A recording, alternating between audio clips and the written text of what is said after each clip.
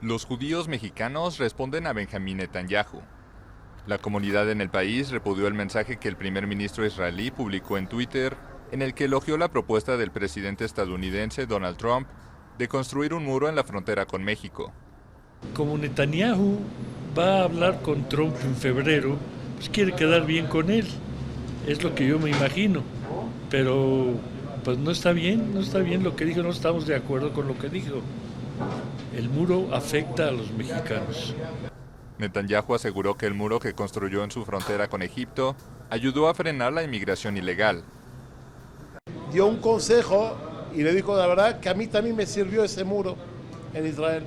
No dijo si México tiene que pagarlo, porque estoy seguro que si México no lo paga, también México está de acuerdo que hagan el muro. La Cancillería mexicana exigió una disculpa de Tel Aviv.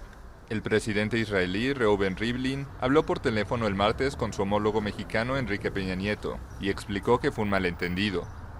La comunidad judía en el país latinoamericano es pequeña, con apenas 67,000 personas en una nación de 120 millones. No obstante, es un colectivo muy influyente con personajes destacados en el ámbito político, empresarial e intelectual.